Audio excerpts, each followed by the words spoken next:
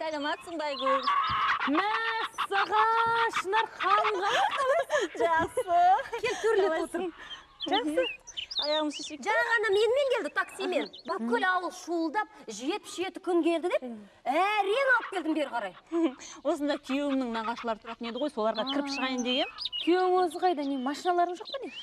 Машина болғанда енді бір ескілеу біреу бар. Соны саңғырлатып жаңа күйеуім жұмысына барып келіп жүретін. Қырсық қылғанда ол да кеше бұзылып қалды. Енді кешке дейін жөндеп бітсе мен алып кететін шығар деп отырмын. Өлә, біз бұларды бай тұрады.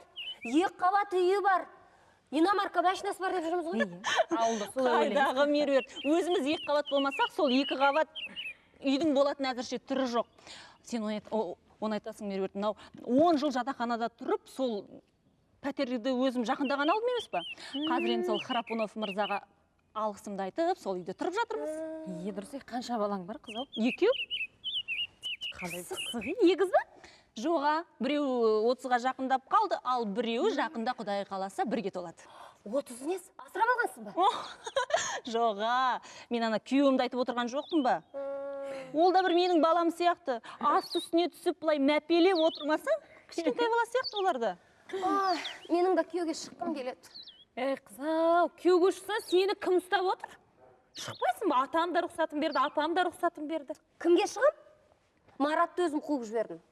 Болат мені тастап басқа біреуге үйленіп кетті. Ал Қорабай болса түрмеге түсіп қалды. Арақпайшы. Қойшы ал қашты.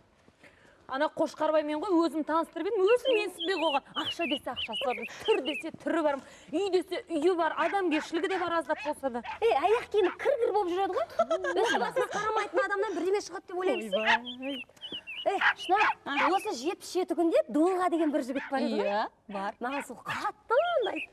Сол мен ұнатса болды, өзім ойланбастан-ақ соған шығып кете беретін едім. Ой, кеш қалдың меруерт. Ол бар ғой, былтыр ғана үйленіп кетіп еді. Міне саған.